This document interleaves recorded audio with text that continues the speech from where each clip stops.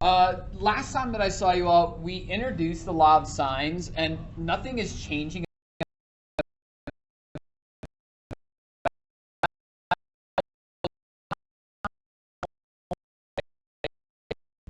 So, if you were not here, hopefully you did Schoology, as you had a Math Excel that was due yesterday. So hopefully you're keeping up with the website like you're supposed to. And from that, you should have gotten the law of sines is this group of ratios, and that's what they are. Yes, it's an equation.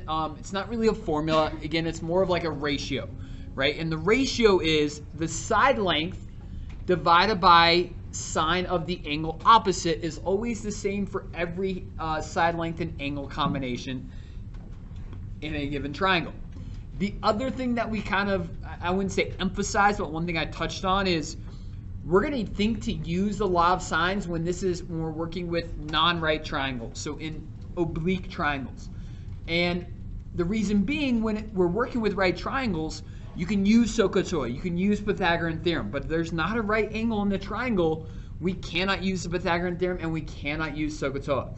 So we need other ways to find missing angles and missing side lengths. And that's what we're going to do right now. So go ahead and jot down this triangle. I know it is kind of small. It's labeled the exact same, well, not exact, but similar to how we've labeled them. We're given that angle A is 43 degrees, and then we're given two side lengths. Side length A is 81, and side length B is 62. So in order for us to use the law of sines, we need to be given an angle and the side opposite. We need that to start because that's what's going to give us the ratio that we can then use to find all other missing parts from ratios and other missing side lengths and angles. So I'm going to use that angle and side opposite to set up my ratio and let 81 divided by sine of 43 be equal to, well, what else do we know? We know side length B is 62, which allows us to now solve for angle B. So sine of angle B in the denominator. And so we need to get B by itself, but before I even think to do that, I'm going to try to get sine of B by itself on one side of the equation. So the first thing I'm going to do is multiply both sides by sine of B to get rid of dividing by sine of B. So I get 81 sine of B divided by sine of 43 equals 62. Then I'm going to multiply by sine of 43. So 81 sine of B equals 62 sine of 43. What did I really just do to go from the starting ratios to where I'm at now? Huh? I just cross multiply. Okay, I just did it in 2 steps, but that is exactly cross multiplying. Cross multiplying, it's just us undoing all the division. And I just did it in 2 steps. Multiplied by sine of B to get rid of dividing by sine of B, then multiplied by sine of 43 to get rid of dividing by sine of 43. So yes, that is cross multiplying. So now to get sine of B by itself, all I need to do is divide both sides by 81. So sine of B equals 62 sine of 43 divided by 81. So we needed to get here. And now this is going to bring in some things that we have done before where how do we solve for an angle? Well, if we're solving for an angle, this is where inverse trig functions come into play. So to get B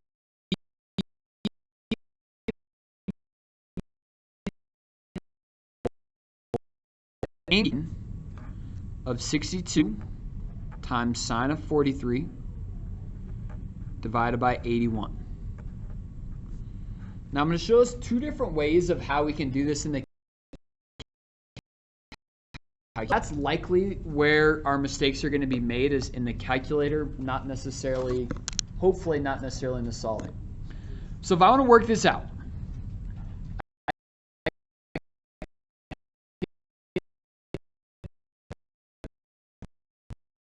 I'll type in what we're taking the inverse sine of, So I'm going to do that here. I'm going to also just double check that I'm in degree mode, which I am. Otherwise, we'd get a completely different value. I'm going to go 62 sine of 43 and then divided by 81. Now, I need to take the inverse sign of this decimal, and if I wrote down every single decimal place and retyped it in, it is slightly rounded, and so our answer might be a little bit off from what it needs to be. In the most exact way possible, the calculator has a way of doing that for us. At the bottom of the calculator, the second option of the negative is this a.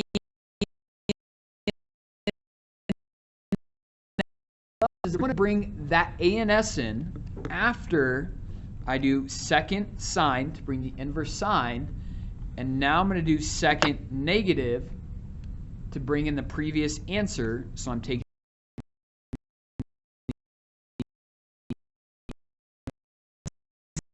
back terms. The calculator won't round it, and so that's how we're able to get the most exact answer possible here, which is 31.468. And we're rounding angles to the nearest degree. So that is 31 degrees. Now, it's not likely that we're going to get something off. But every now and again, one decimal can make a big difference when calculating things out. Yeah, Franco, what do you got? Okay, Caleb. We always round to the nearest degree. Yeah, just consistent the degrees, we round to the nearest degree. Side lengths, it's been pretty consistent on rounding to the nearest tenth. All right, now probably an easier way to do this calculation is just type everything in one go. Like I could have just gone second sine to bring in the inverse sign. 73 and then divide by 81. And I get the exact same value. So you don't need to do it in two steps like what I did. You can just type it all in one go. Just showing you a couple different ways of how you can work that out in the calculator there. Okay, well, now that we have angle B, we can find the last remaining angle really easily. So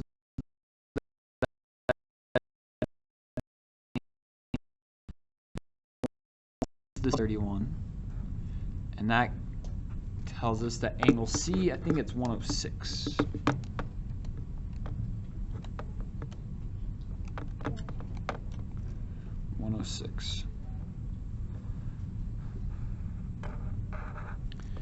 And then the last thing we need to find is side length C.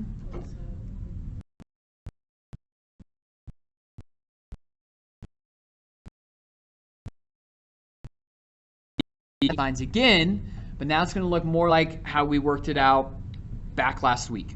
So to find side length C, I'm going to use the starting ratio of 81 divided by a sine of 43 and set it equal to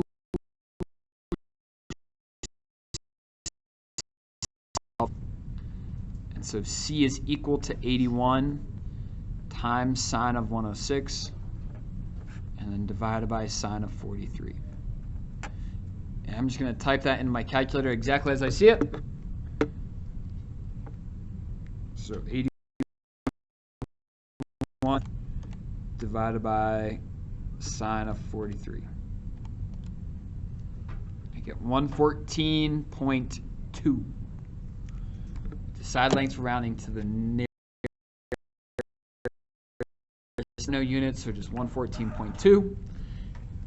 And we have now found all missing side lengths and all missing angles.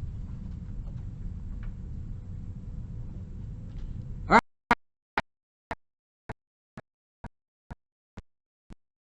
And I've got one really short thing to close this out, and we'll get you all working.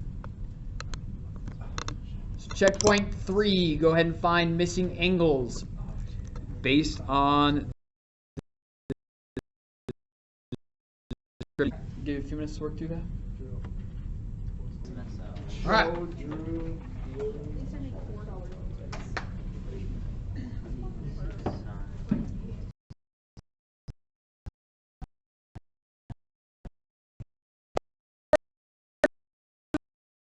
First thing you're looking for is angle B.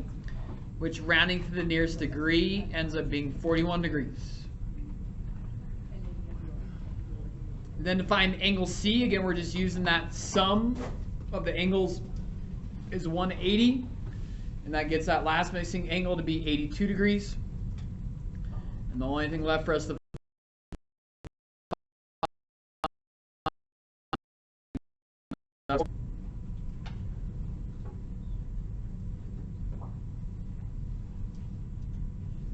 simple enough, right? Not any different than what we did on Tuesday. So Schoology, it was this. It was this. Okay, one last problem.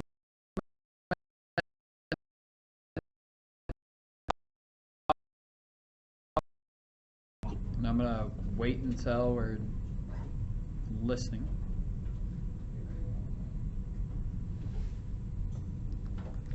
Okay. So for the last triangle, again, it says it in the title that it's possible for us to get no solution, meaning a triangle is not possible based on the information provided.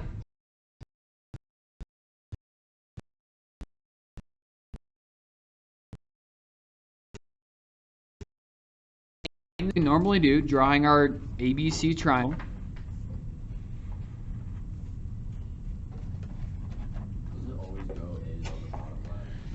No, it doesn't matter. As long as angle A is across from side length A, angle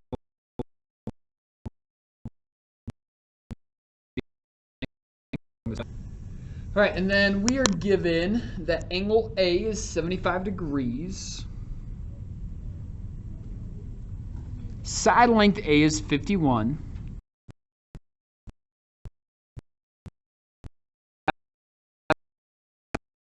At least not to me that seems weird. It looks like just a problem that we were just working on. So I'm going to set up my first ratio, and that side length 51 divided by sine of the angle opposite, so 75.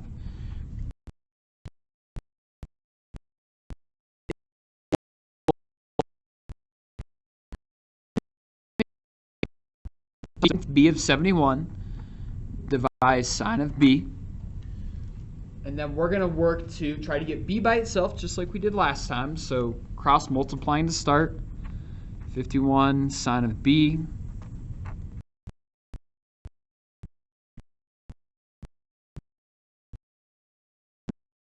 F of B is equal to 71 sine of 75 divided by 51. Now, to kind of show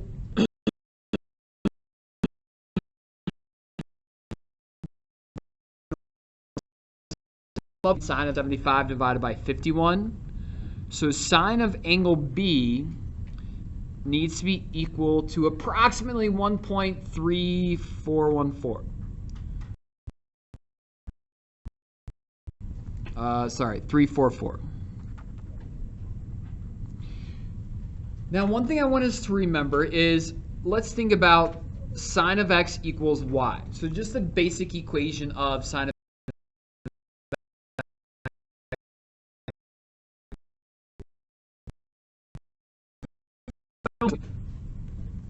remember that we take sine of angles, right? And we can take the sine of any angle, positive, negative, 0, and thus the domain of sine of x is negative infinity to positive infinity. So when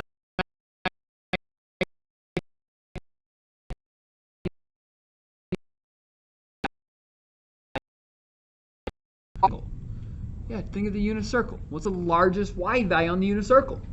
1. The smallest value is -1. So the range and the values we can get by taking sine of angles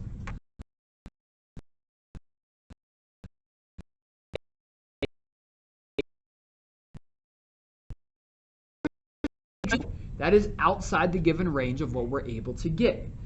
And this would also be caught in a calculator. So if I were to then try to take the inverse sine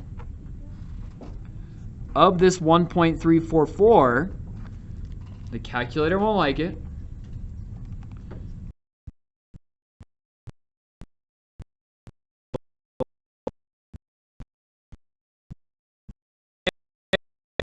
Inverse sine of 1.344. So we would say no solution or no triangle is possible.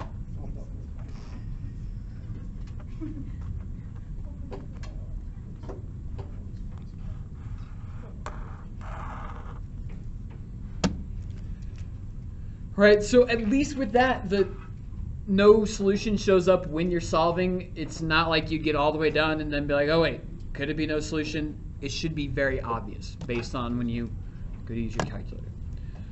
Okay, for the rest of class, I have a